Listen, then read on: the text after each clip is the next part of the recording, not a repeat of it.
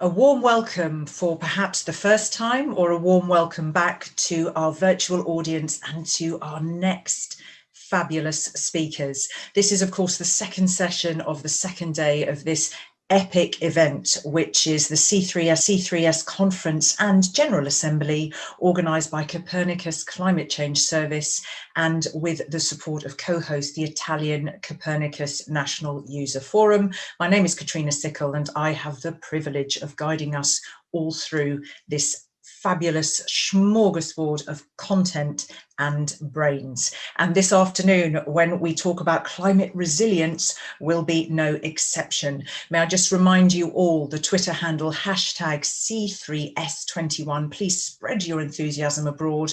And also, we had apparently a lot of questions for that first session this morning on climate extremes, not this morning, earlier this afternoon on climate extremes, and we're doing our best to connect the speakers with you so that you can have your questions answered.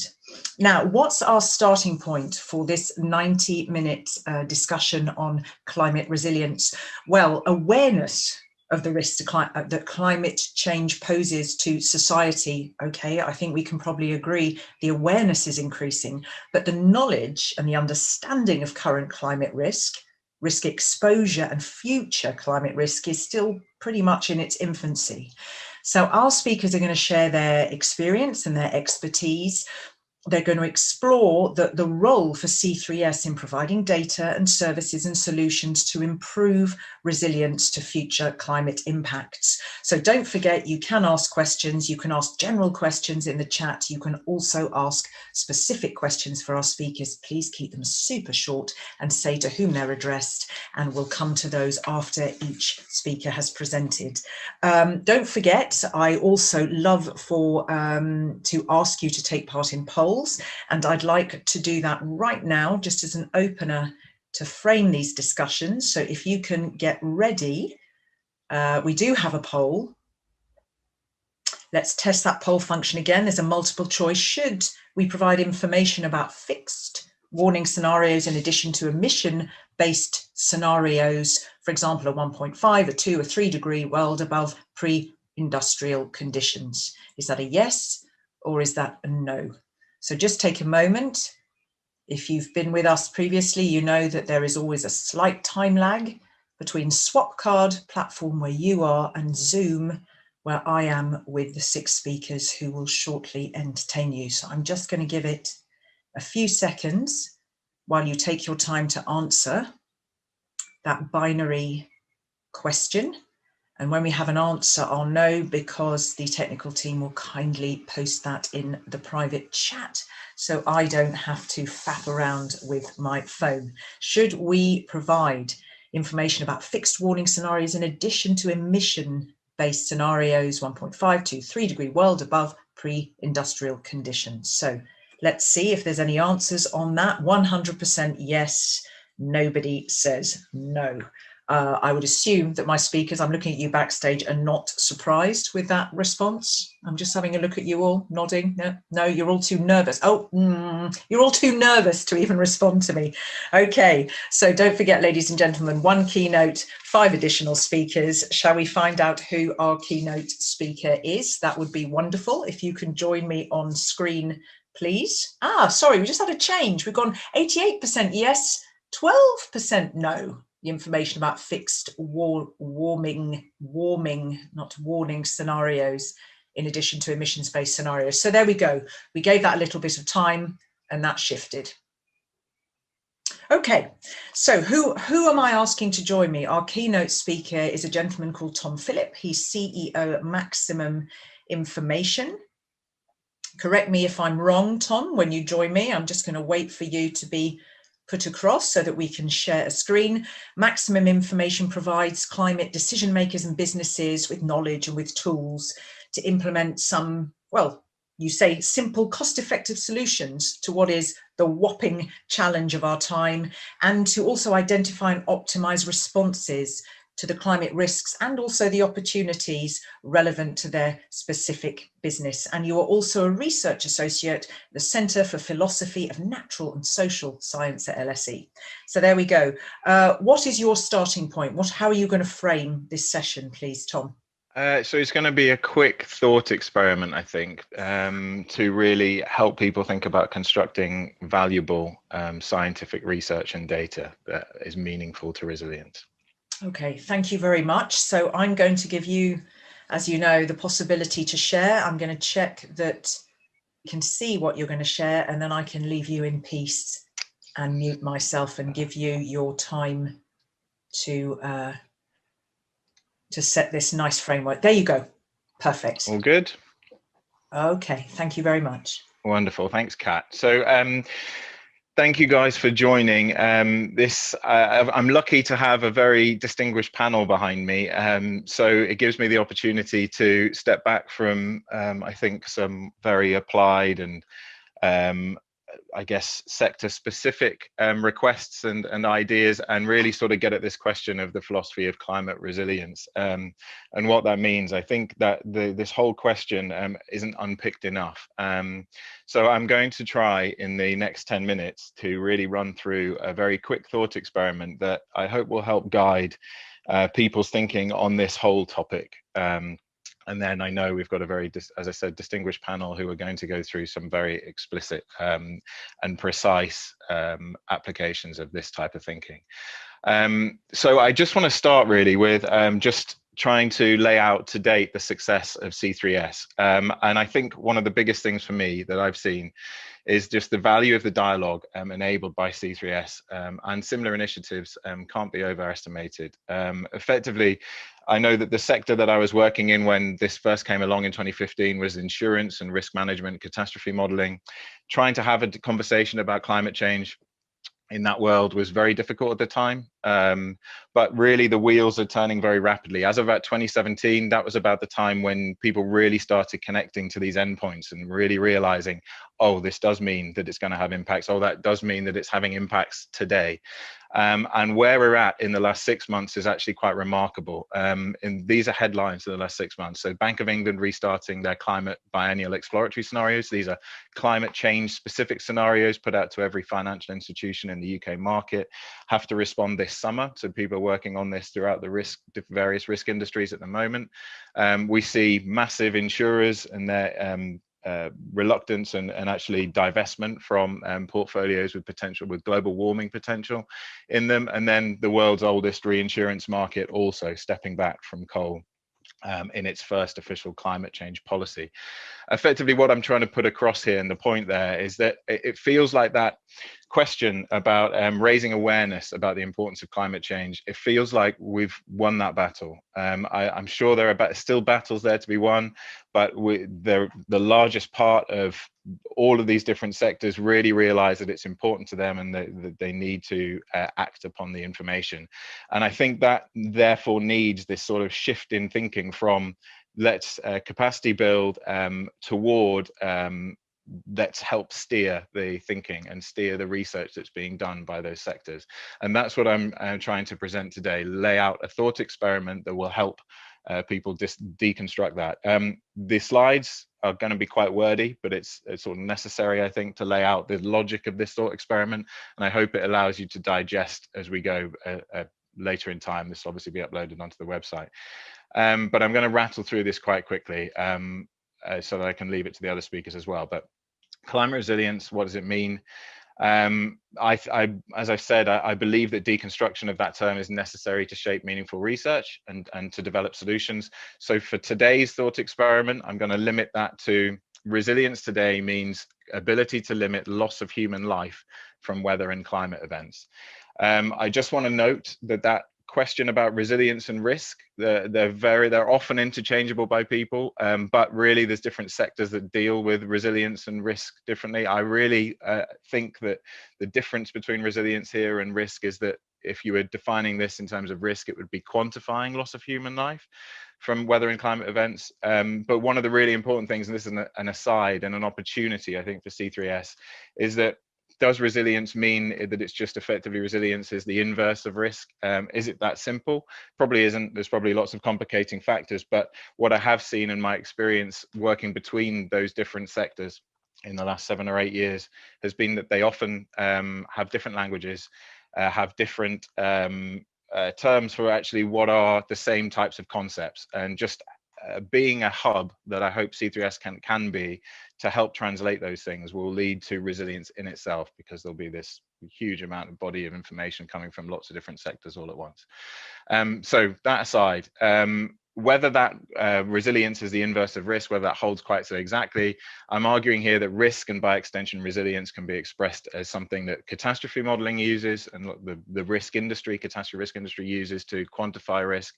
And it's this function. It's basically the interplay. So risk can be represented by a function of hazard, exposure, and vulnerability, and how those three components interplay between each other. And just for background, if nobody has seen this before, by hazard, in this instance, we're talking about atmospheric perils. So this can just mean effectively your hazard events. So hurricanes, floods, droughts, or other types of atmospheric perils. Exposure is population, asset values, and vulnerability is the damageability of the exposure to a given intensity of the hazard. And effectively, that's what we quantify in catastrophe risk and risk modeling in the insurance industry. That's how we'd quantify risk.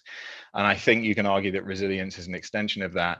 It has a very, very important complicating factor that's often implicit and not talked about, but resilience talks to both the present and the future, I think, and it's often not really explicit what that timeline is. And so I'm going to simplify it here, and let's just, for argument's sake, say the future is out to 2100. So resilience is from now to 2100. So really, to unpick the resilience or risk question fully, we need to think about temporal trends, not just the static hazard, exposure, vulnerability. So if we just start thinking through that, hazard, the sort of trends through time are going to be peril dependent. Again, for simplicity, I'm going to argue here that on average, they're just increasing across the world. But we know that quantifying that in the present, uncertainty is high, and it grows with time as we move to unfamiliar climate states. Exposure, if we're just looking at human life here, so with population purely, we know it's increasing. Latest thing that I've seen is around about between 7.5 and 8 billion. Well constrained in the present, but obviously that grows through time. Very difficult to know how society progresses and changes to know where what societal population will be. Vulnerability, another opportunity for C3S, actually, something that is talked about in some communities, isn't talked about enough, how their hazard and exposure interplay between themselves. And bringing that type of information, societal, socioeconomic information in here is definitely a very, very important and very under-researched area. Then there's a final complicating factor to this, the future value aspect, and it's a very difficult factor. It's one that feels distasteful to talk about, but the value of human life in the present versus the future. One important factor is one future life worth more than one present life. I can't see why anybody would argue that it is, but the flip side of the question is different. Is one present life worth more than one future life? And my hypothesis there is yes. And the reason for that is this concept of future discounting. So future discounting is effectively just discounting the future for lots of different reasons. The main one here is just uncertainty. Uncertainty about the future means you should put more value on the areas that you know more about. Very difficult concept to get over when you're talking about life, but it's not new to climate audiences. Was talked about, debated by the Stern Review, and debated before that in the 90s and early climate literature as well. So I'm going to assume that that concept holds. But let's look at this and look at the global deaths from natural disasters 1900 to 2018, separate the present and the past a little bit. So in the present, what do we see? Those numbers look low across the board. This is just three types of perils: flood, extreme weather, which includes windstorms, tornadoes, and the like, and then drought. They look low, but that's not low. 5,000 years, I would argue, 5,000 lives lost per year is not low. It just looks low compared to the rest of the y-axis there. But there's occasional large spikes that we see, and effectively in what we'd argue is very close to the present climate. So things like Cyclone Nargis in Myanmar causing 140,000 deaths in 2008. In the past, though, we see these huge spikes, greater than 1 million lives lost due to drought or flood, that we haven't seen since the 1960s. very close to it, I suppose, in the 1980s. But things, if you're putting something through a trend through that, you see how this is dropping off over the last century. And arguably, this is the vulnerability piece that is missing. Effectively, vulnerability is improving massively over those areas. And when we reflect on everything I've just presented, this thought experiment flows through very interestingly. Again, one caveat before I go through that flow chart is that I'm assuming these data are perfect. They probably aren't, but ignoring that, I'm arguing ultimately here that the present and future necessitate different thinking for truly valuable resilience analytics. So if decreased vulnerability is the main factor for rapidly increasing resilience or decreasing risk, depending on how you're looking at it, over the past century, if this vulnerability improvement is likely to continue, and I can't see an argument as to why you wouldn't think it wouldn't, given improvements in technology and improvements in intention and understanding of these things, if it more than offsets any deleterious impacts from both increasing exposure and worsening hazard, if uncertainty is large on the hazard and exposure in the future, but is well constrained in the present, at least relatively, and if future discounting as a philosophy hold, all of those things lead you to a place where it feels like there is very little value in treating the future as we do the present. So modeling the risk of something, so modeling the risk of slightly more intense hurricanes, and even if we're going extreme with some of those, so let's say 50% more intense, 100% more intense, it feels like those things are going to be spurious or irrelevant to society at those points in time. So there's a really important factor here that I think is really important for researchers and data providers. It effectively means that a single question, which is minimizing loss of life, requires two very different types of data, and it's dependent only on the time horizon. And the conclusion is driven by the potential value of types of climate resilience analytics at different points in time. And to be explicit about what I'm saying here, for present risk and resilience, we'd be directing research at quantifying and mitigating extreme weather shocks in the traditional risk as a function of hazard exposure vulnerability manner, and then trying to drive down that background annual loss of life. But the future risk resilience, with all of the uncertainty, with all the discounting potentially of future value of life, means that we should be looking towards those other things. You know, what's the probability of these extreme greater than 1 million lives lost type shocks recurring in history? And I think that's an important point that we haven't really got towards steering in society, helping people think through those outside of the box questions that are fundamentally why we are doing climate change research. We are not doing it to change hurricanes by 10, 20, 30%, which is what I feel will end up going toward if somebody doesn't grasp hold of this question. So effectively, it's the key is users require guidance, even if it's not immediately obvious. I realize I'm probably out of time, so I'm going to skip through this. Don't worry, don't worry, Tom. You can't see me, you can hear me. You can slow down a fraction. Let me just give you a couple of minutes, because I think it's very important what you're saying, and I don't want people to lose it. So take a breath, that's okay. Thanks. Great. Okay. Good. Okay. So take a minute then to really polish this off. Then. Yeah. So I think that I'm arguing ultimately here that scientific objectivity in the climate resilience and risk space isn't ideal, and it's a pipe dream. It's impossible to construct maximally valuable real-world connected scientific data without explicit knowledge of the world it's applied to. Therefore, we can't expect to do anything in isolation. One of the wonderful things I have heard in the last few days from all the other sessions is this idea of collaboration, this idea of handshake. So it seems like everybody's on that page already, and that's not an argument. Okay, you can slow down a tad. No worries. Go on. Seriously, don't worry. Slow down. Slow down a second. You're cool. If there were interpreters, they would be probably ready to shoot you off screen afterwards. I jest. Go ahead. So effectively, what I'm saying is that we, while I think that the C3S data store is an absolutely monumental step forward, it's potentially prone to misuse and production of erroneous information. And I say this knowing that there are certain industries at the moment that are having to go through climate change analytics, climate change risk management, that effectively are doing things that are potentially spurious and potentially misguided. And I think I can give you two examples as to why that's the case. So effectively, if we take that traditional risk as a function of hazard exposure, vulnerability, resilience analytics, effectively we will likely end up in a situation where it feels like there isn't too much to worry about from future hazards alone. The reality being that the vulnerability improvements that we're seeing are going to greatly outweigh likely the changes in the hazards that we're seeing on that sort of the way that we quantify them at the moment, so the frequency, intensity of things like windstorms, tornadoes. So if we do this properly, we'll see that the hazard isn't actually that important.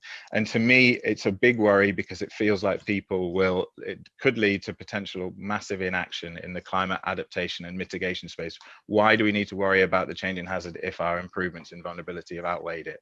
And effectively, there's another side of it as well. It feels like we're missing bigger questions, so potentially driving misinformation toward investment in resilient solutions for locations that actually in reality may be less in need than others. So that leads me to two key challenges, Kat. I'll just leave it at that. So effectively, how can C3S disseminate appropriate use guidance for real world applications? I don't think it's enough for C3S to hear that this is a potential application, let's produce a static answer, and then that's it. People will pick up and use. I think C3S knows it has unique expertise, and it needs to help understand those questions, particularly about the future, and iterate through. And that's ultimately what challenge 2 is. How is it going to continually be able to iterate and going to walk hand in hand with its users to evolve its methods and produce maximally valuable scientific data? So I'll just leave it with that. There's a lot of stepping stones, I know, toward that point. No, that's all right. You're good. It's so far. I mean, you will have lost quite a few people with speed, but no worries. You will not have lost everybody. And what's helpful is that I just wanted to give you the chance to come to the end of that thought experiment, that thinking. And of course, I hope if you can unshare your screen, you can make your presentation available for people. Yes, it should be up on the website for sure. Yeah. Okay. So just a quick one, Tom, for a don't speed answer, just a short answer. And there's another question that's come in, but maybe we can hold that one. And those who are operating the questions in the chat can repost it for me to have a look at later, or for Tom to have a look at. But, you know, you talked there about the different sectors. Raising awareness is a battle that you think we've won, or we've almost won. You were giving examples there with banks, with insurers. So if you had to specify the trade-off in the insurance sector between, let's say, the usability of data, I mean, the formats, the hazards covered, and the inherent quality of data, how would you? So I mean, obviously, yeah, that's a difficult one not to talk rapidly through or to talk in depth about. But I think there's something missing in the question, right? And the word is value. So we talk about quality and we talk about usability, but if there's value in the data, it doesn't matter how usable it is, it will be used. People will find a way to use it. And I think one of the things that has been missed is this concept of how are we quantifying value data and the value of that data in the present and the future. It isn't something that's easy to do, but if we can start at least unpicking that question, and Richard, I know, has got examples that will talk to this. Should we use, for example, historical information to drive our probabilistic modeling about climate risk, or should we use, is it more valuable to use projections for that? Starting to unpick that is where we'll start getting real use of that data. But I think there's something missing in just looking at quality and usability. Okay, thank you very much. And don't go away, because I am going to ask you back at the end. You can have a look at the question if you keep an eye on the chat between us in Zoom. So don't disconnect. Thank you so much to Tom Phillip at Maximum Information. Now I'm going to move on to our next speaker. And please, ladies and gentlemen, I know, and you would be right to think, hang on a second, I'm going to take extra minutes now because, God damn it, the keynote did. And I wish I could let you do that. But otherwise, we're going to end up frustrating the audience. So I've let the keynote frame it and given a bit more space there. So do forgive me, my other delightful 5 speakers. Next up is Jana Silman, who is Research Director at Cicero. Cicero is, of course, the Centre for International Climate Research, Oslo, and she leads the Climate Impacts Group. Welcome. An expert in the field of climate extremes and development of indicators for impact and risk assessment, and lead author of the 6th assessment report of the IPCC, amongst many other illustrious tasks and titles. So Jana, what's the focus of your 5-minute presentation, please? Yes, hello. I would like to give an example from the finance sector on how risk and resilience is relevant in this sector and how C3S can potentially help. Fantastic. Thank you so much for that. I'm going to just allow you to share your screen and check that we can see it. And then, yeah, that's a good start. We're good. I can pop off now and I can let you talk through this example from the finance sector. Thanks, Jana. Yes, hello, and thank you. Yes, so I talk about climate risk and resilience in the finance sector. And I start with this map from the World Economic Forum, which shows perceived risks as surveyed through civil society, businesses, governments, and thought leaders. And on top, you clearly see changing climate is one of the top risks connected with extreme weather events. And also, of course, the infectious diseases are in this map. And as of 2021, infectious diseases climbed to the top risks by impact, but still, if you think about top risk by likelihood, the perceived risks are extreme weather and climate action failure. But what also this map shows is that we are living in a highly interconnected, globalized world. So we cannot stay, or we have to move beyond seeing single hazards or single risks, but we have to apply system thinking. And so for the finance sector, it is challenged with different types of risks related to climate change. It's on the one hand, physical risks due to the impact of extreme weather, sea level rise, for instance. And there is the transition risk as society moves towards a low carbon economy, and liability risk due to legal responsibilities due to climate change. And so these different risks translate in potential financial impacts that affect many different sectors and time and spatial scales. So, for instance, by supply chain disruptions, by changes in demands, or changes in resources. And these risks have to be navigated by the finance sectors, and they will affect investments they have to do in mitigation and adaptation. And the finance sector will have to balance basically investing in mitigation right now and thus facing a greater transition risk, or waiting with investing in mitigation and then facing more physical climate risk and having to invest more in adaptation. To support this decision making and underlie it with data, they need climate information. And that's what we try to do in the project called Clim Invest, which has recently ended, where we provided, we work closely with investors, and we try to identify what are their needs for climate information. And what became apparent very quickly in the discussion was that they are not readily able to tell us what they need. It was more a conversation and showing them what we have, mock-ups, like for instance, we show here on this website on climate information, to start a conversation, to raise awareness, to educate them about what climate information and associated uncertainties is available.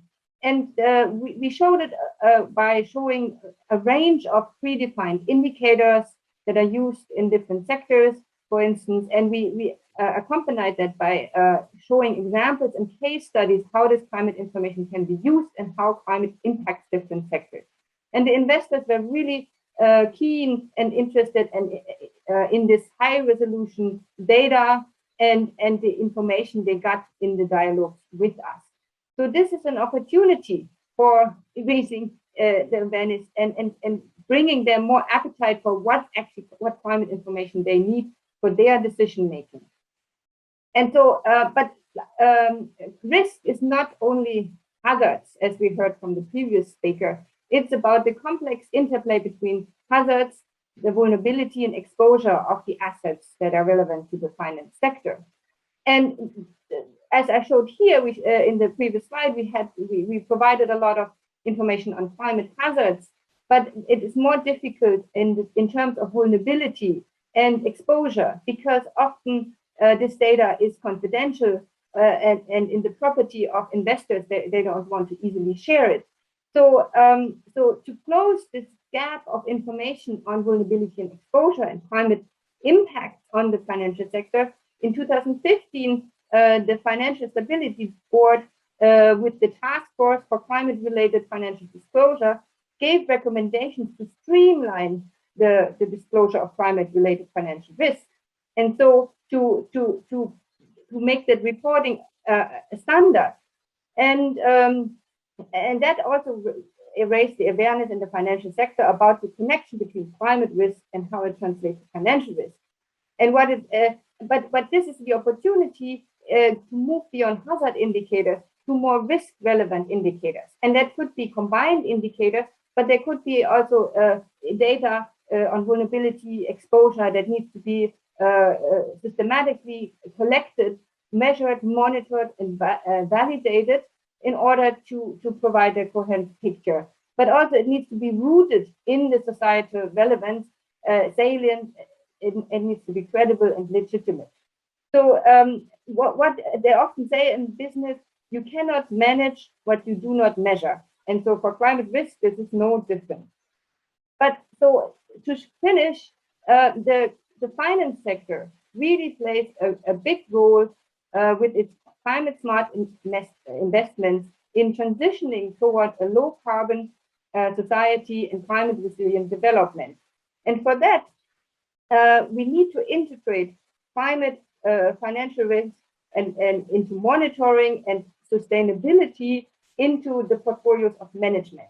So monitoring, reporting as requested by the Task Force for Climate-Related Financial Disclosures. We need standards, how to report, and we need also policies that promote the adoption of these standards and reporting.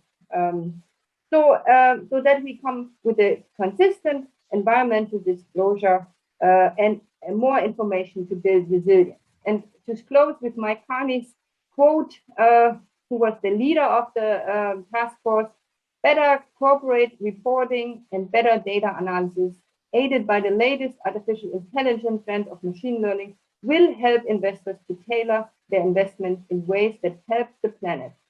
So, and also C3S can contribute to that endeavor. Thank you very much.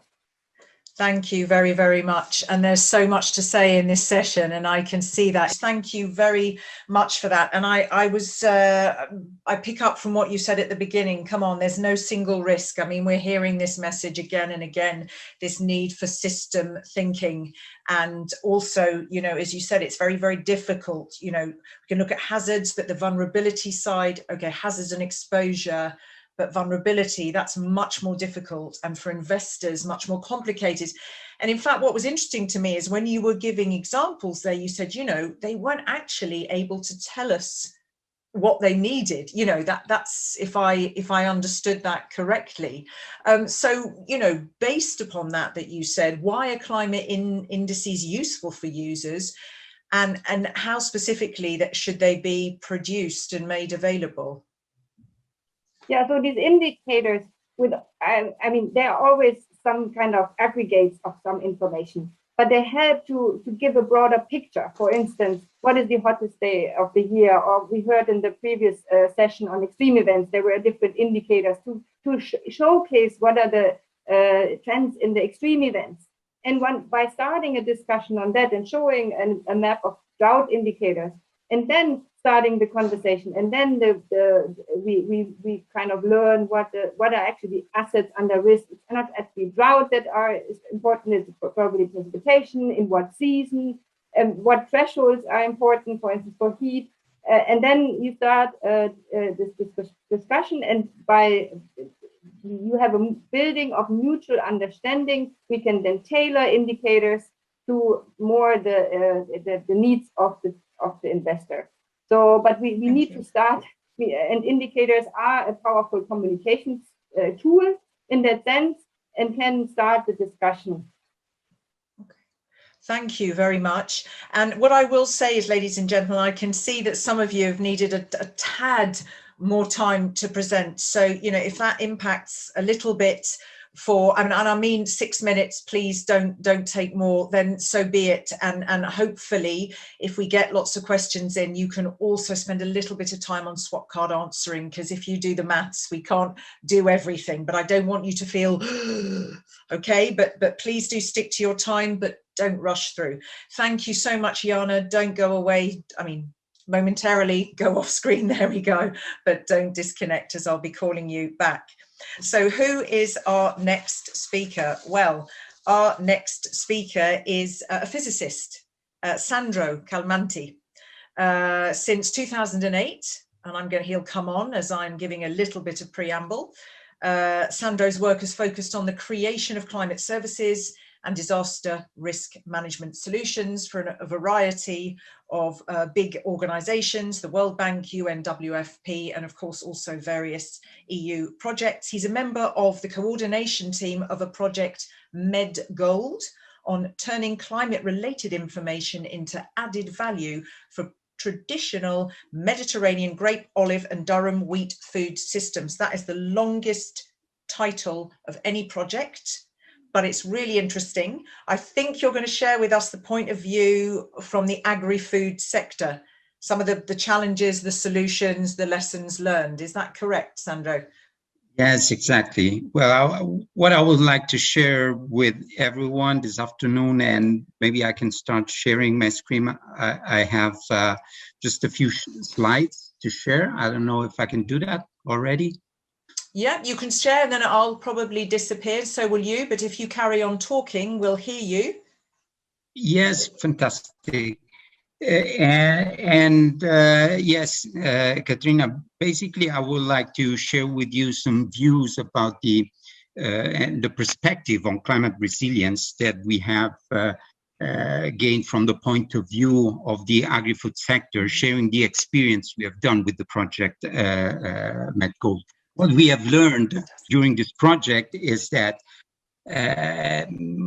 we have seen in practice that climate change implies a number of challenges for the sector specifically, from facing new unprecedented weather extremes, fight new kind of pests and diseases. Also optimizing unexpected cost is a challenge.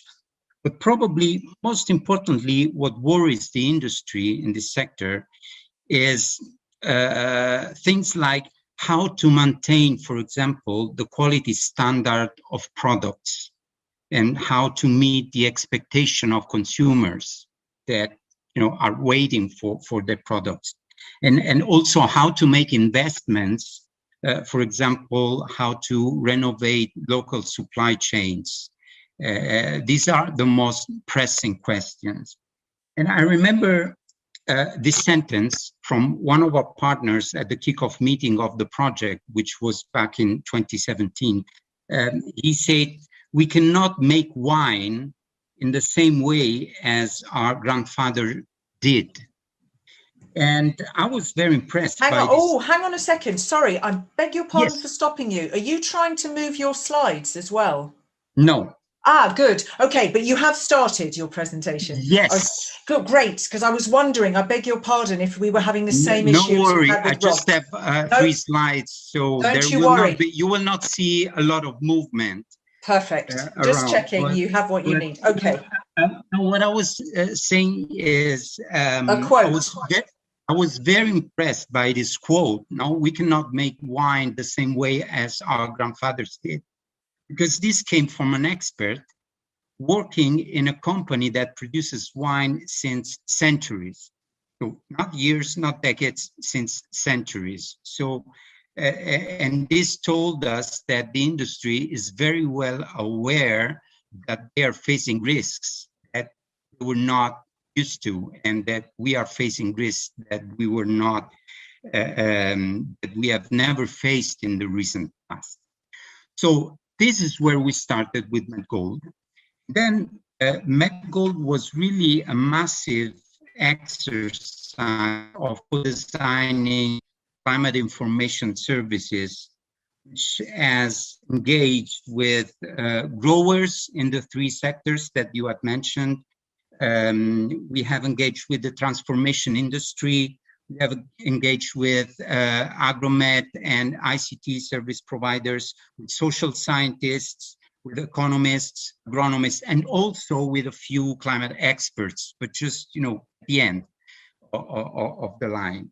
And the project, MedGold, has worked with the vision of putting decision-making processes at the center of the process of designing climate services, with an objective of really creating tailored and also potentially replicable prototypes of climate services, relying heavily on the data services that C3S makes available. And key outcome of the project is this dashboard, which from a certain point of view is just, you know, yet another web application to show data, and there's, you know, hundreds of them out there. So it's not new from this point of view. What is interesting in this, I think, is not the technology behind, but it's the process that has led to its implementation, which has taught a number of interesting lessons. And the first one, I think, is that data are not relevant for users. Of course, data are relevant, but not directly relevant. They need several stages of processing before they become actionable. And I think Jana was discussing this before, just before my presentation. So there is a long way from data to being actionable. Also, the concept of climate information, climate model reliability, as it is understood from climate expert, is most of the time useless for users, because climate experts, as myself, tend to overstate the importance of the quality of data, because it's the only thing that we think that we can control. Actually, the usability of data, which means the impact on decision, is far more important, and we need to take care of that. And also, and I think this is very important, stakeholders in the agri-food sector take a lot of strategic and tactical decision on climate adaptation, even without any data, any climate data.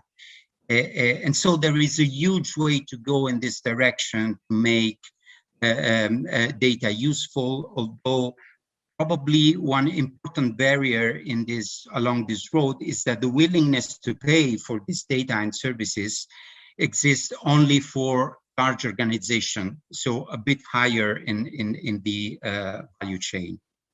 With this in mind, I think that MedGold experience has demonstrated how climate service can actually promote resilience in the sector. First, by facilitating quantitative understanding of ongoing changes with, for example, access to quality historical data. Also, by supporting the optimal use of resources with giving access to seasonal outlooks. And also with long-term climate projections, climate services as a huge potential to support strategic investment, for example, research on the breeding of new crop varieties, and also on the creation of new local supply chains. Okay, I need you to shortly round off, please. Just 6 or 7 minutes. Thank you. I'm done with this, and this is where the main messages I would like to bring on the table. And so I'm just looking forward to participate to the follow-up discussion. Okay, thank you. Thank you so much. I do have an immediate question before I turn to our next speaker.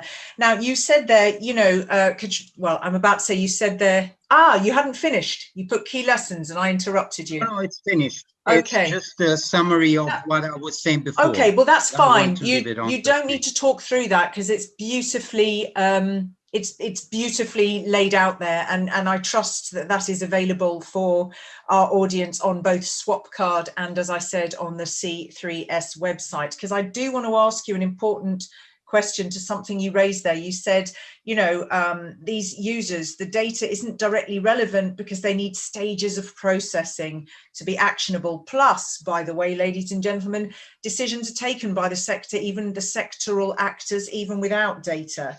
You spoke there about the possibility of perhaps payment only being possible for the bigger players. So what needs, anything else? Just a couple of other things that need to change to make that climate data more actionable, more useful for them? Is it a money issue or something else? Well, it's not really a money issue, or not only.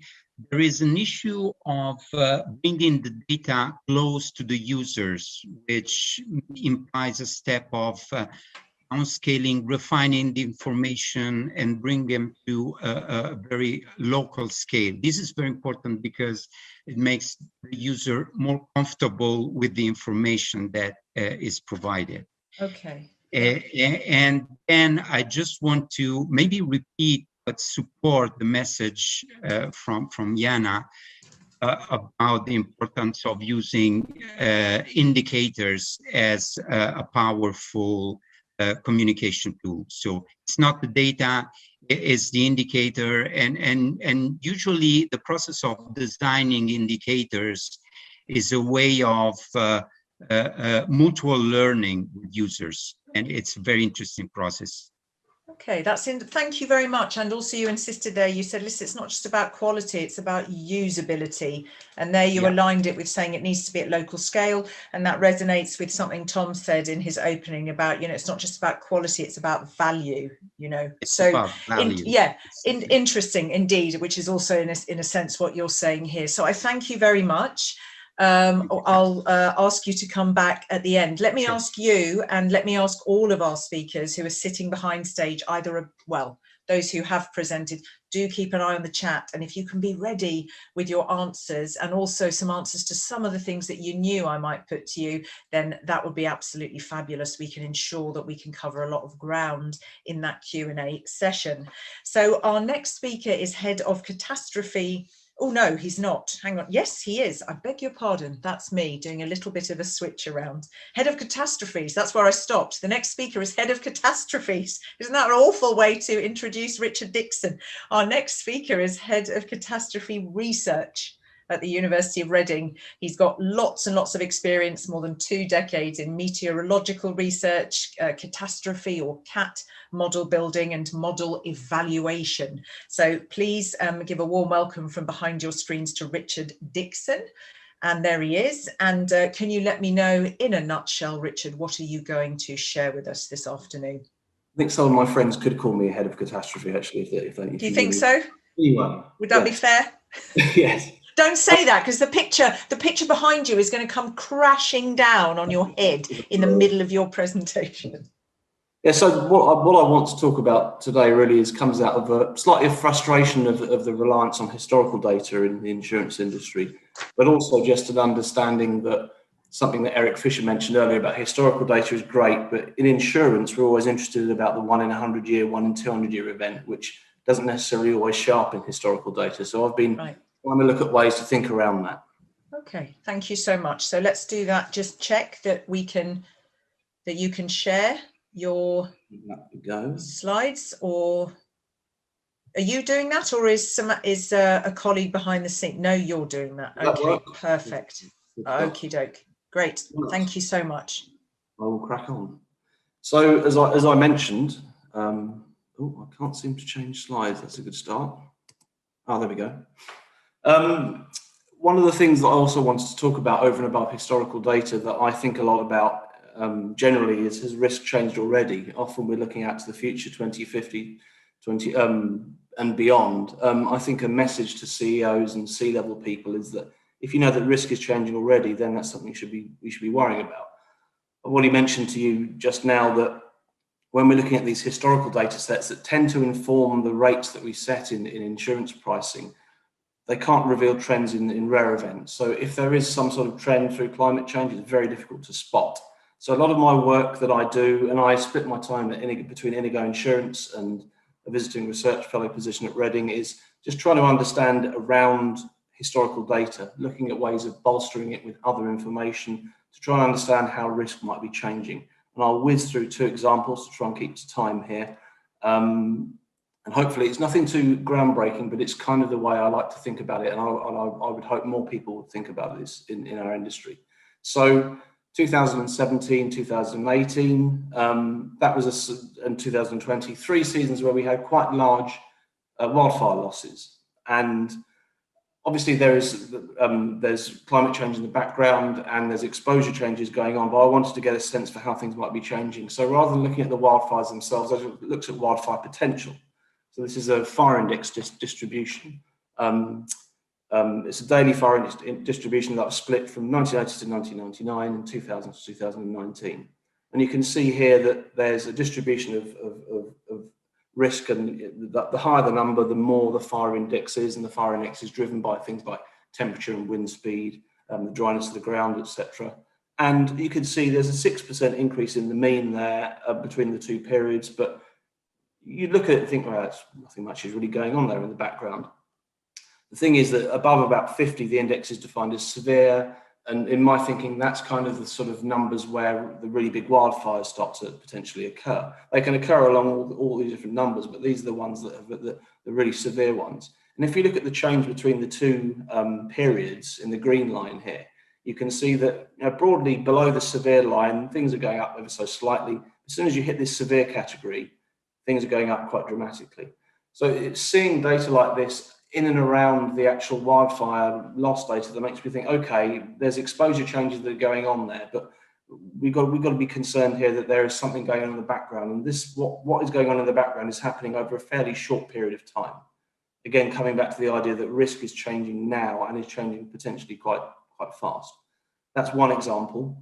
The other example is rather than just looking in and around the potential for things to happen, just looking at things if we'd had our time all over again. Now, I know Freddie Otto talked about counterfactual analysis earlier. I've done my own version of this.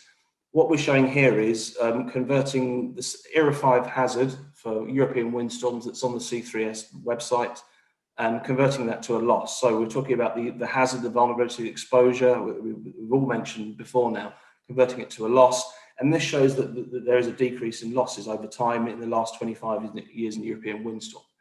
And that decrease in loss has driven prices to drop in the reinsurance world. And my concern is that we only have one shot at history.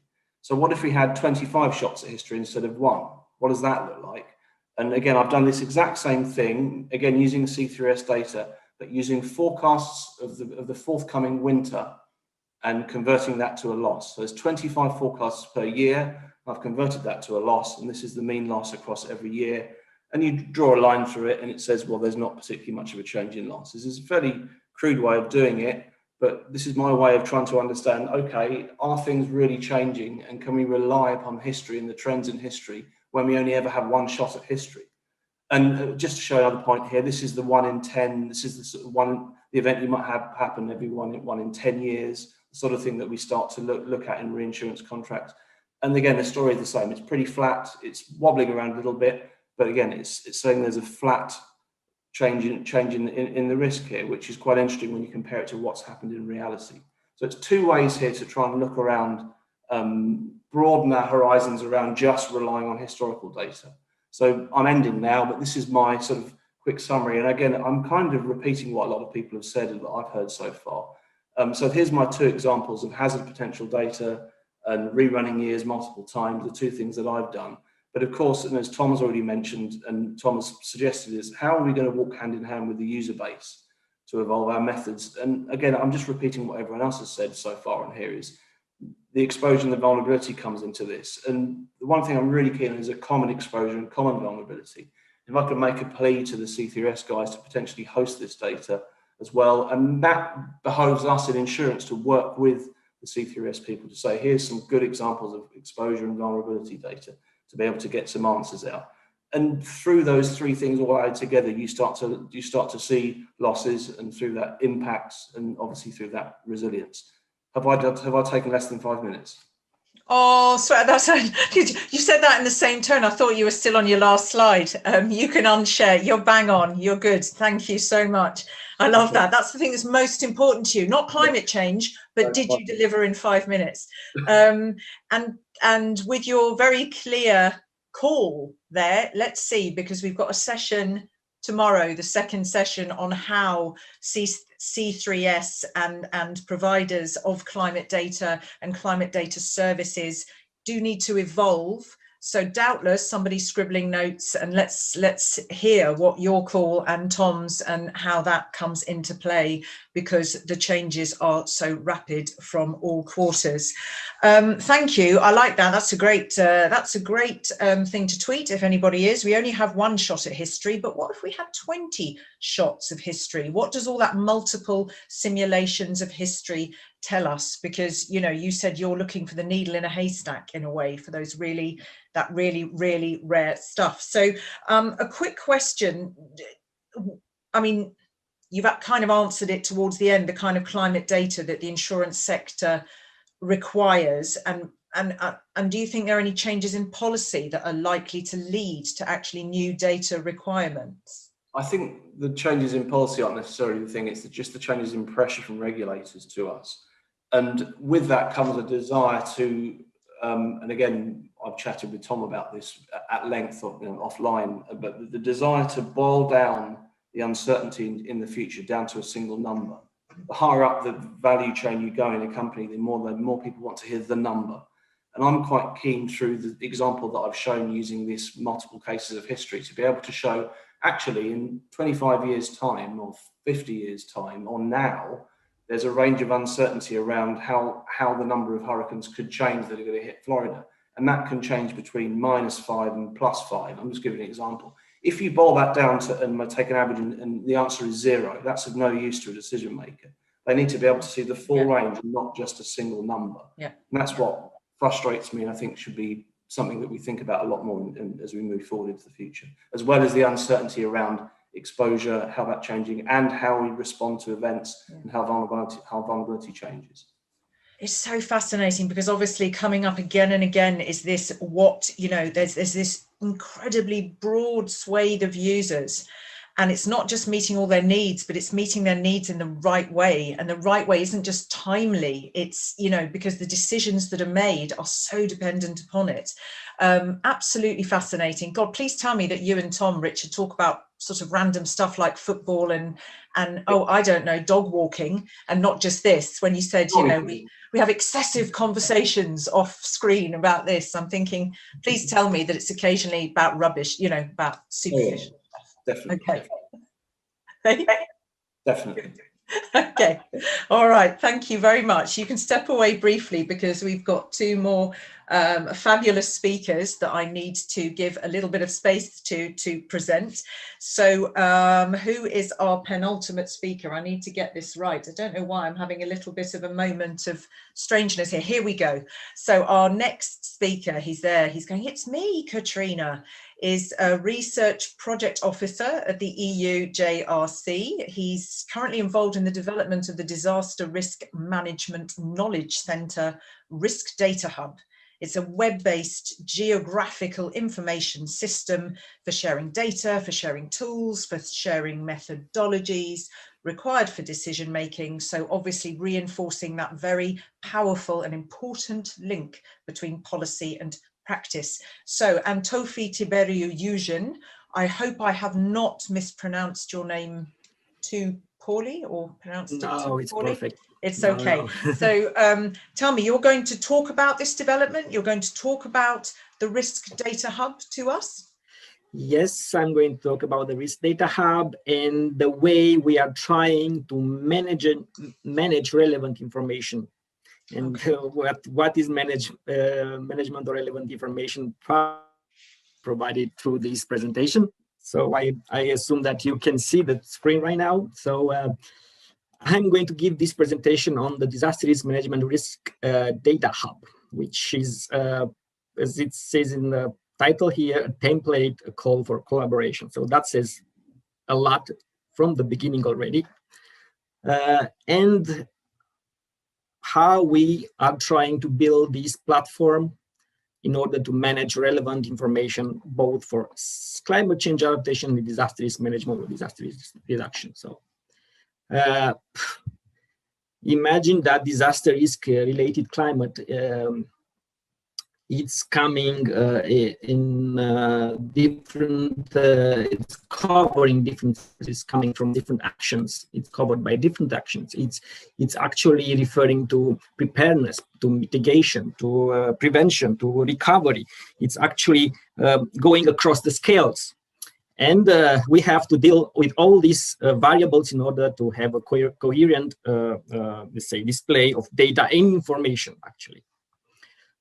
So what we try to do in order to make it relevant and make it useful is to ensure a link from the between the global characteristic of policy and the local practice and implementation of this, local characteristic of implementation of this.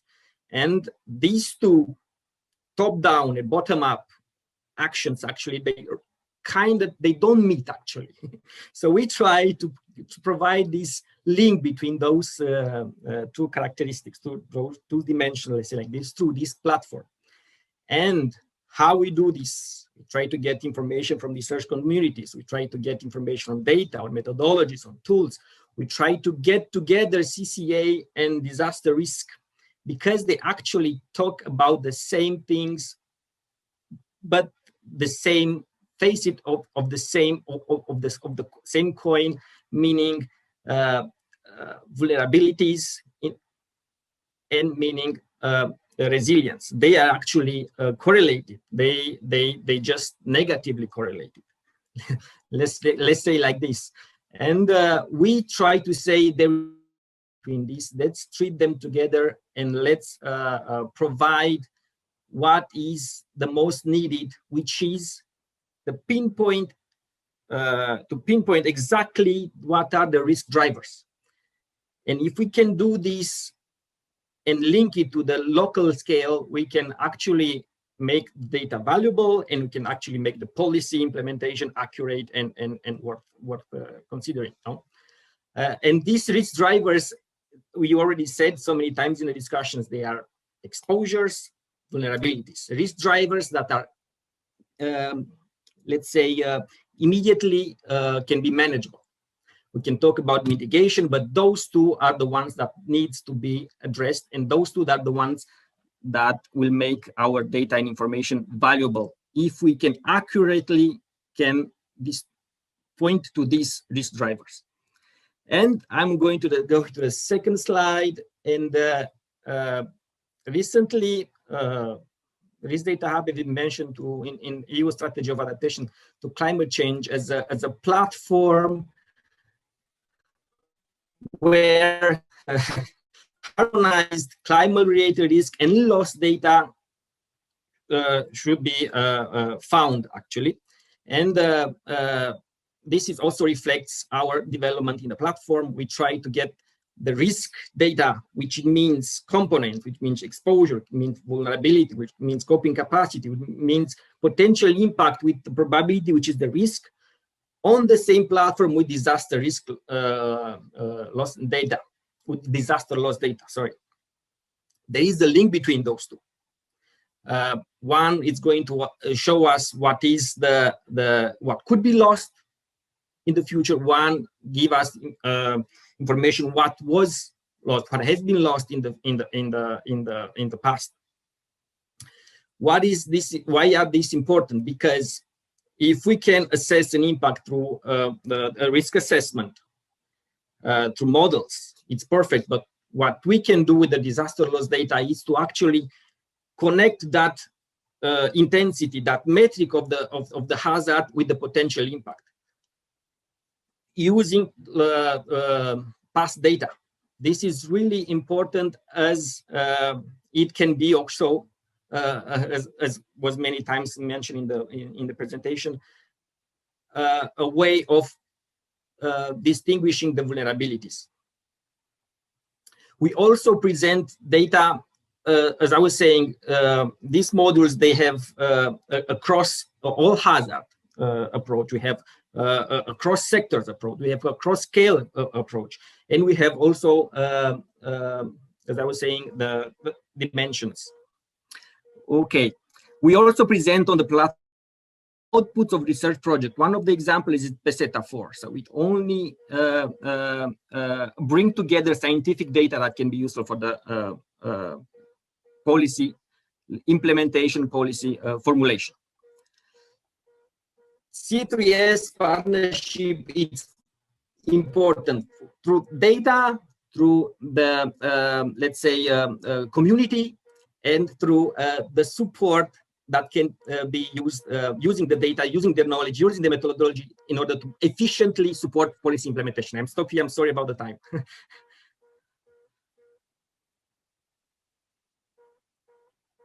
That was me muted. That's okay. No, but I mean, had you come to your last slide, Tiberiu? Yeah, I will just say one more thing. Yeah. What is important is to be able to link these two dimensions: the policy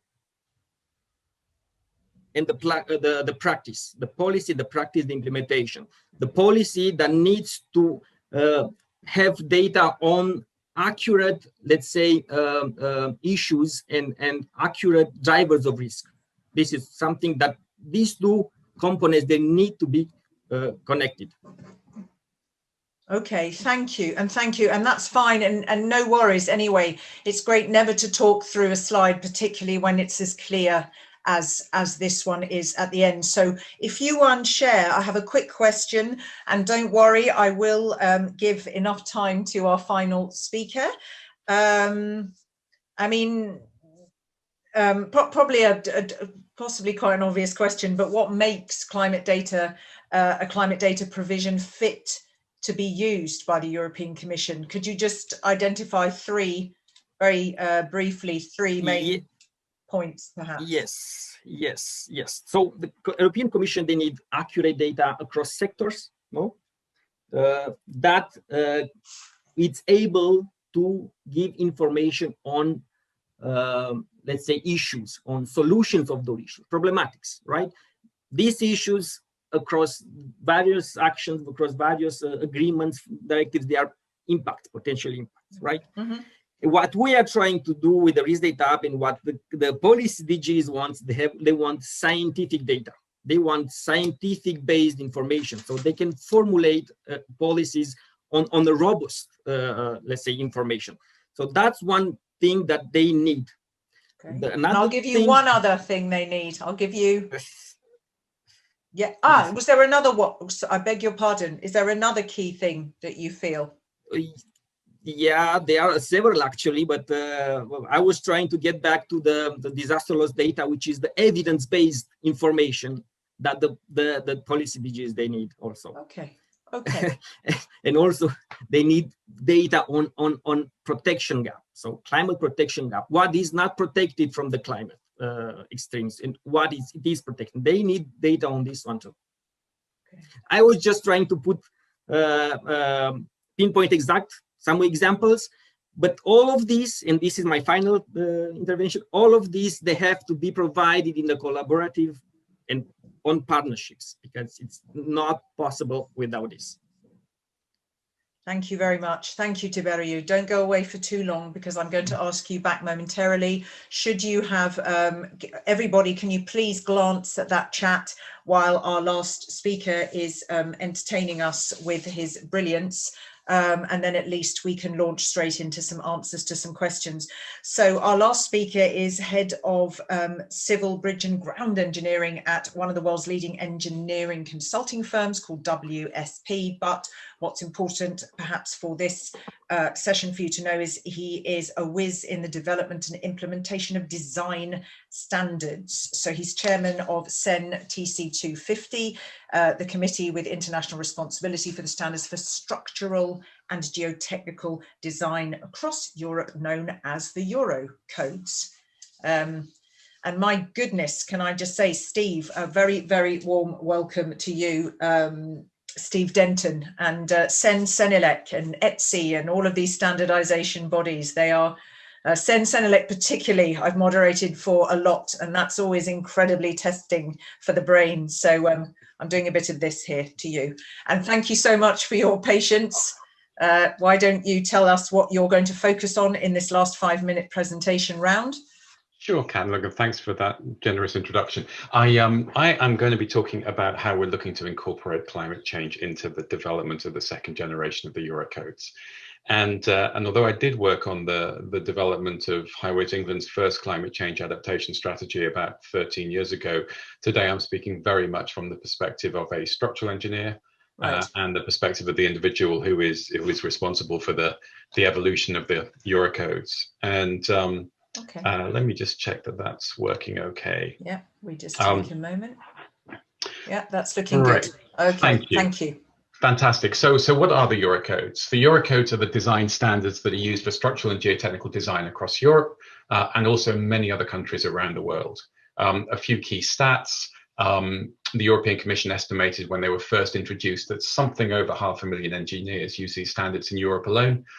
They run to around 5,000 pages. They're agreed between 34 countries, and we've got a big body of experts working on the evolution of these standards.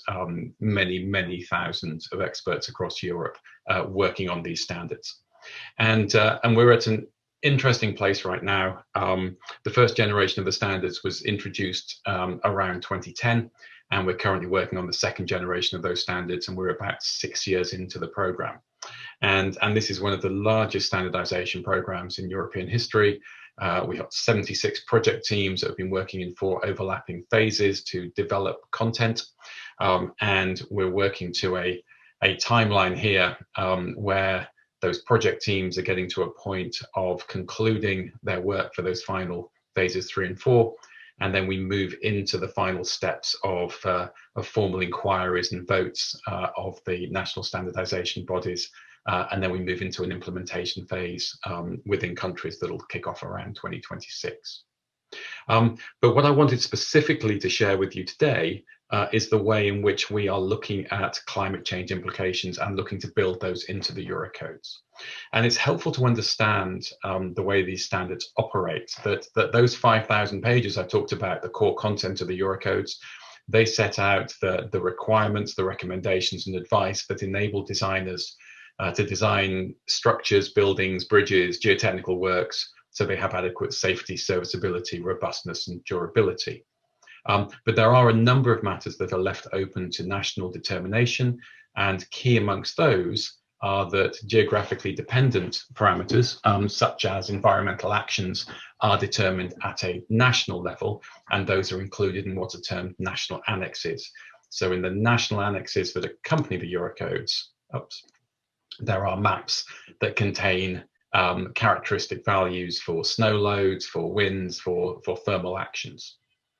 And so what are we doing about climate change? At the moment, in countries across Europe, designs are based fundamentally on maps that use historic data. But we felt in developing the second generation of Eurocodes, that was not adequate. Obviously what are being designed, the structures that are being designed, are designed for a long life, and it was important that we provide the opportunity for countries to be able to build climate change considerations into the requirements they define for designers designing structures and geotechnical works in their countries. So what we have done in the proposed drafts, and these still need to go through the final stages of ratification, but what we've done is maintained the basis that the national annex contain those fundamental parameters. But importantly, we've also included the ability for a country to define scaling factors. Here, a scaling factor for wind, where minimum values of those scaling factors can be set in the national annexes, but also the opportunity for additional project-specific requirements to be added in. And it was interesting listening to Tom and listening to Richard, because I think that Tom may feel that this is dabbling a little bit at the periphery, although I kind of had some interesting observations on what Tom said. I agreed with a lot of it, but not 100% of it. And I think Richard may be looking at this thinking, that's the number, isn't it? Which I think you were objecting to, and maybe this feels like a rather superficial treatment. Then, of course, though, we haven't defined exactly here what those scaling factors might look like. And certainly I'm anticipating that we will see geographic variation on those factors within countries. But one of the other interesting challenges is that when we design structures and foundations, we design them for different design lives. And so there's an interesting question that if you're designing something that's supposed to last 30 years, do you handle climate change in a different fashion than if you're designing something that's supposed to last 100 years? Also noteworthy that in terms of temperature, obviously a scaling factor can't be a multiplier, it needs to be a delta. So that we have built into the proposals as they stand. But what I'm very conscious of is that the development of those scaling factors is not straightforward. There is research in this area that looks at how you combine, if you like, the climate science, the statistics, and structural reliability considerations. But I'm also very conscious that the support of climate scientists, the collaboration between experts in structural reliability and experts in climate science is going to be vital to support countries in developing the national annexes that will then set the benchmark for the design of structures for the future. And Kat, that concludes my presentations. Thanks very much. Thank you so much. That's fantastic. And you can unshare your screen momentarily. The first question to put you on the spot is, have you read those 5,000 pages? Oh, I've read quite a few of them, yes. Quite a few. I'm not sure that I take that answer. And just before I ask you another question, what did you not agree with? You said you agreed with a lot of what Tom said, but well, I can see him smiling now slyly back. Yes. Well, and of course, then we're going to come back to this open discussion, and then he can explain where I'm wrong here. But I think what I understood from Tom was that his point was that there is a risk that if we focus our considerations of climate change on, if you like, a kind of incremental treatment of our current approaches, recognizing that we've got a non-stationary climate, then we potentially miss the really big ticket items, those really big risks, resilience issues. And so we've got to be very careful to make sure that we don't miss those massive problematic issues. I think the point I took issue with was that it was presented as an or question, and I think it's an and question. I think it's an and question because, for me, it seems eminently sensible that if we're designing structures for 100 years, yes, we should be looking to take account of climate change. At the same time, I think we also need to be lifting our heads from the detail and worrying about what are those major changes that might happen. And just to give a little bit of an illustration of that, although what I've presented today is a focus on the characteristic values of climate actions, what we've also been thinking about is, actually, could there be something which changes? Could there be a change where the combination of extreme snow loads and extreme winds happen in a different fashion? And maybe that's the kind of very different scenario that we should be thinking about in the future. So, Kat, that's kind of a long answer to a simple question, but those were the points that I was picking up. I think everybody's fed up with me saying, please, could you just answer this in 3.2 nanoseconds? Because these are clearly not, obviously, and that is evident to me, things that can be answered in 3.2 nanoseconds. Before I invite everybody back, so please get ready backstage, I'm going to bring you on for 10, 12 minutes.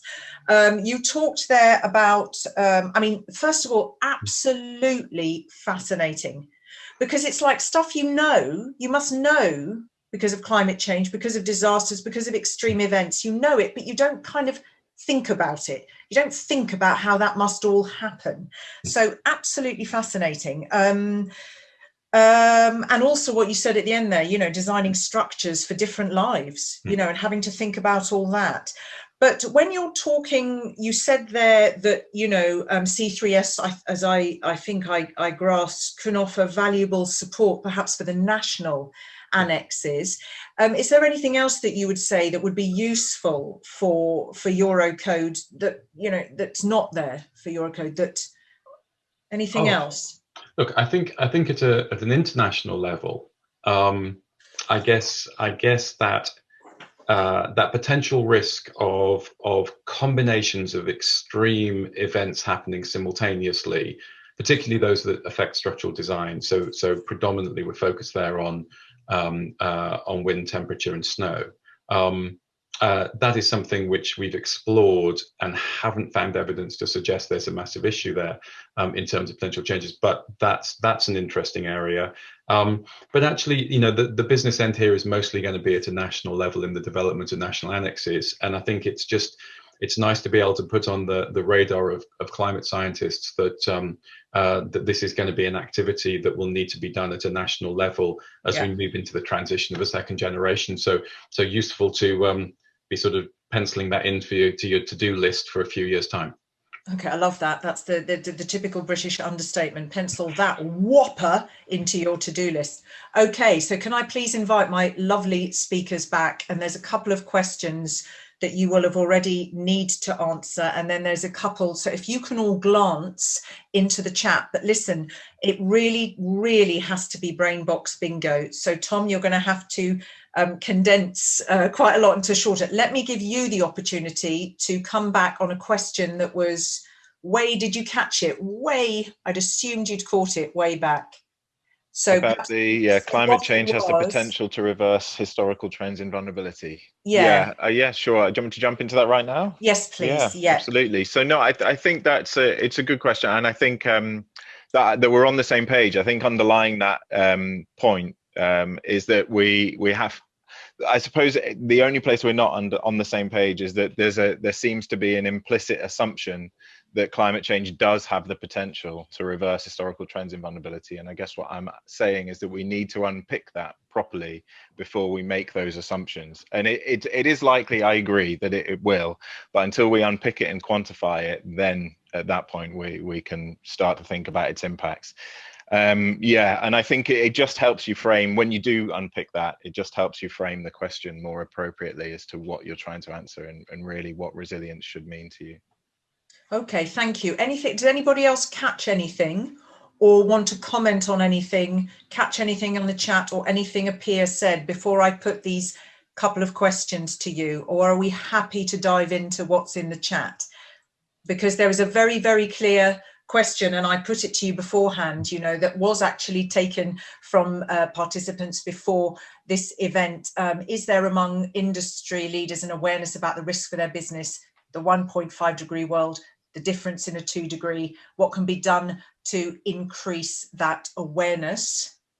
That's one thing. And also, you know, allied to that, is there specific action for the evolutions of standards and codes related to either safety resistance designs for buildings and infrastructures as estimated from GV estimates? So who hasn't spoken might like to, if you're having a think, otherwise I can come to Steve and ask immediately, because there is the evolution of standards. Yeah, I can come to you first. Yeah, Kat, I'm very happy to just share some reflections on that. I think I think in terms of the evolution of standards, the question that really comes to mind for me, in terms of climate change adaptation and dealing with resilience, is whether fundamentally we have to adapt our assets, or fundamentally we have to adapt what we do. And that seems like a kind of very simplistic question, but actually what we do at the moment is we maintain assets and we design assets so that they achieve an adequate level of safety. And that we do that considering all sorts of different factors. And climate change is one that we now need to build into that.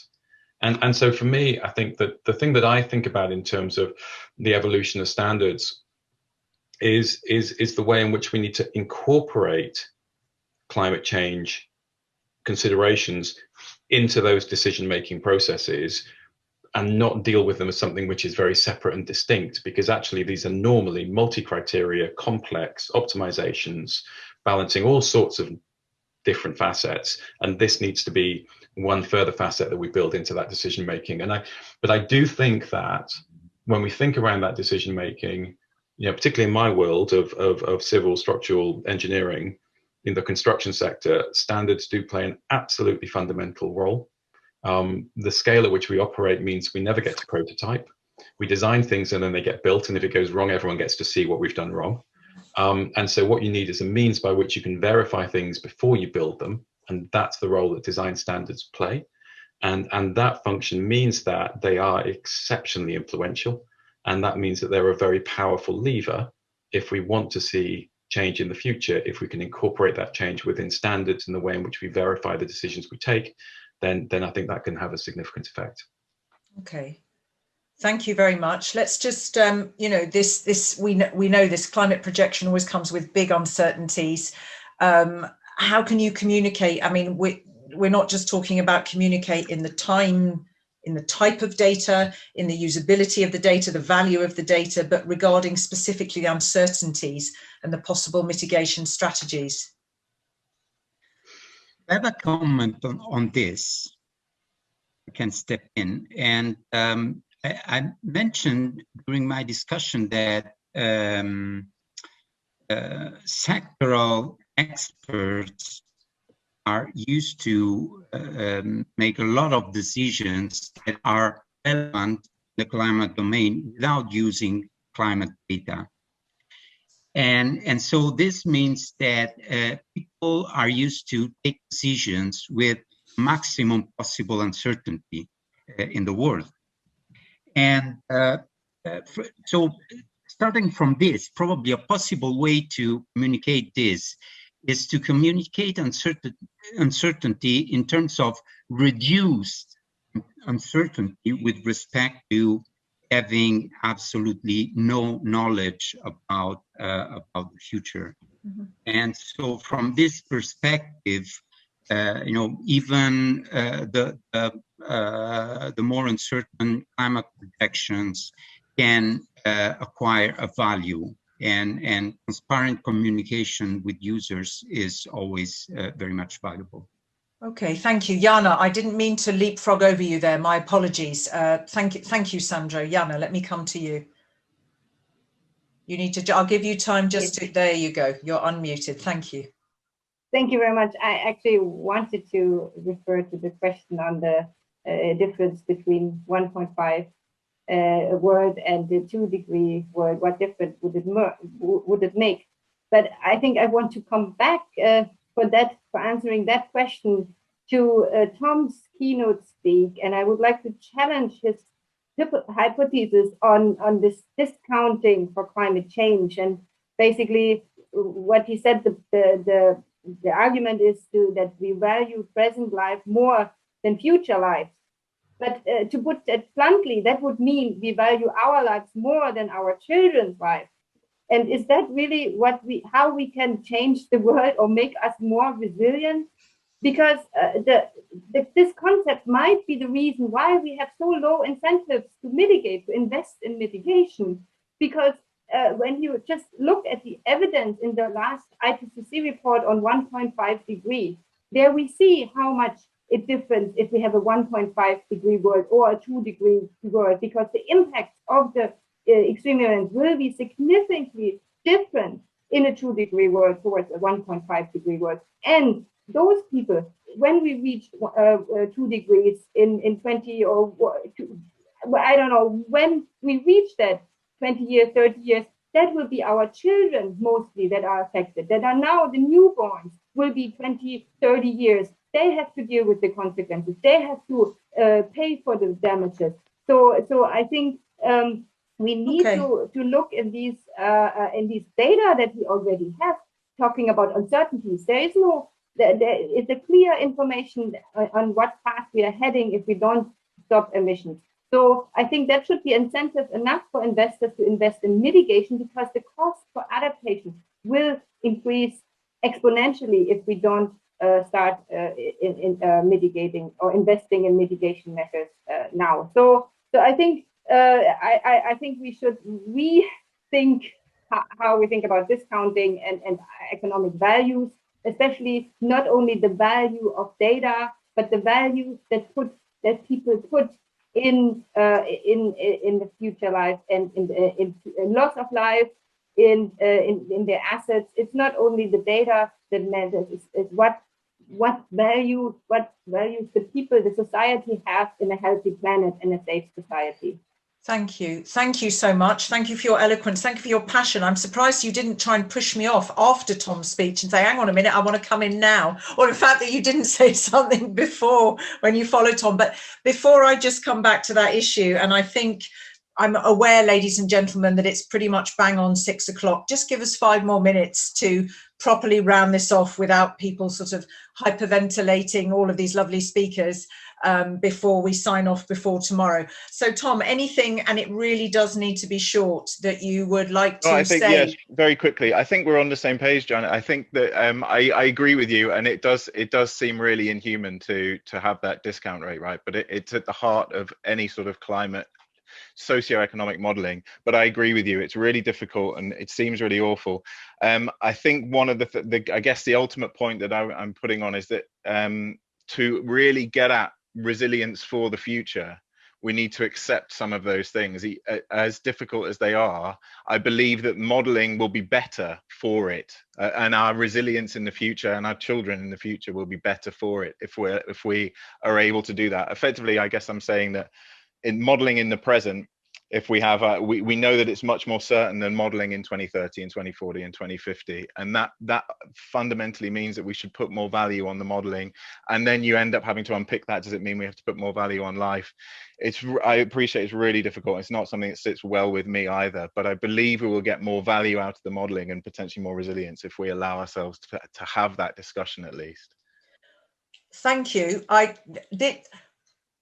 A last 2 sentences, Jana, and I am saying this with the absolute knowledge that this is something that you guys, plus everybody else, plus probably our entire audience, need to sit around a very, very large dinner table with quite a lot of alcohol in our hand and throw these ideas and opinions around. So I'll give you just 30 seconds, Jana, to come back, and I totally accept that we're scratching the surface. Yeah. I just want to say, we don't have to accept this way of thinking. And as Albert Einstein said, if we want to change a system, we cannot use the same thoughts that have created the system. So don't let us accept these thoughts that have been in the literature, but change the system and change the thinking so we can build resilience, true resilience against climate change. I will stop. Thank you. And doubtless you will want to engage in a conversation off stage and perhaps even with some of our audience. But again, time does not permit that. I haven't spoken to Richard or Tiberio. You haven't come back. So you're the last two really in these closing minutes. Anything that you want to again talk about, Richard, in terms of what you've heard that you didn't get a chance to say, and maybe even something important, just putting resilience with this program, which is a European program. We've talked about value of data, we've talked about quality, we've talked about usability and value being particularly important. Building resilience depends upon, Jana, as we're just having this conversation, how much we value a healthy planet, a healthy society. Anything else you could say about this particular program under the spotlight and how it can support that? I think the one thing that jumps out at me that has come out from the questions actually is the idea of talking about uncertainty and trying to find ways of talking about it better. And I do think that using ensemble climate modelling, so simulating this year and the next year multiple times, is quite a good way to potentially at least get a vague grasp on the uncertainty as things are changing. It's quite an elegant way of being able to talk about that. So that's where something I'm keen to press on those that produce that type of output. I don't, it's down to other people to do that, but there is very willing users at the end of that. Okay, thank you. So perhaps maybe Tiberio, the question also, because, go. I won't even ask a question. You want to say something? Go ahead. Go ahead. No. I would relate to the uncertainty. I would just try to give a bit of a different angle on this uncertainty, because uncertainty it has to be communicated. If we talk about uncertainty in the preparedness of disaster risk, so in the land of the warning systems, let's say like this, from the examples that we had in the past, the first responders, actually, for them the uncertainty is not that important, because it's enough to know that something will happen there and they will rush there to intervene without not having any let's say image of the uncertainty. If we talk about the prevention, so the assessments on long-term assessments of risk, which lead in disaster risk management or climate change adaptation, yes, the uncertainty, it's really needed. It's really needed to being communicated, and is mostly related with the, let's say, impacts related with the monetary values, whilst the preparedness is impact related with the human lives. So that's maybe here the uncertainty, let's say the different angles of the uncertainty, depending on the moment you are looking at it. Okay, any last second, but it's got to be a half a sentence, or are we good, ladies and gentlemen, for me to close, knowing full well that we're scratching the surface and that's what we're here for? Are we? Can I have your blessing to close now? And I think I've given you all the opportunity to speak, and I am sure that you will be asked by C3S to communicate with any speakers that might feel like, oh, I've got this burning question and I would love to be able to engage with you, but I cannot thank you enough. You do have the toughest slot at the end of the day following the first session, and you've all done an absolutely sterling job. Thank you again for taking the time and the trouble to share but a smidgen of the contents of your fabulous brains and experience. So I do really, really appreciate that. And I'm going to give you a reminder, ladies and gentlemen, that closes, well, you don't need a reminder that it closes the second day, a reminder that we do have a third day. And so a bit of important information, don't forget to really make use of the marketplace. Don't forget that you can book meetings for tomorrow morning. That's also important to know before we even all get together at 2:30 CEST. And don't forget that there is a session tomorrow that you can only register for via the C3S website, C3S and the Copernicus Mirror Program, 9:30 to 12:30 CEST tomorrow with interpretation. So that's Italian and English. Please, if you're leaving us, or even if you're not, please have the good grace to fill out a simple evaluation form. It's going to come to you in your inbox anyway, but then you can't complain the next time if you get an event that isn't shaped towards your needs and expectations. So that would be super, super helpful. Want to watch anything again? Don't forget, there are links on the C3S website and swap card until the 4th of June to the recordings of these sessions today and yesterday, and also you'll be able to get your hands on the speakers' presentations because there were some great ones. So thank you very, very much. Tomorrow, what are we looking at? We're looking at operational climate services, the opportunities offered by C3S operational climate components in different sorts of sectors and at different timescales. And then we're going to close with a forward-looking session. So we are celebrating achievements and milestones, but we have been speaking at this event about all sorts of new services. And we're going to close with a forward-looking session called Evolving Climate Services. Let's have a look at what we should think about going forwards in supporting a changing policy agenda and adapting the science and the technology landscape, and of course, critically, that really diverse user market. So hashtag C3S21, tweet to your heart's content. Don't be late tomorrow, 14:30 CEST. Thank you so much to all my speakers for having to listen to me finish off there. And I can wave goodbye to all of you and wish you all a very, very good evening. Thank you very much, ladies and gentlemen.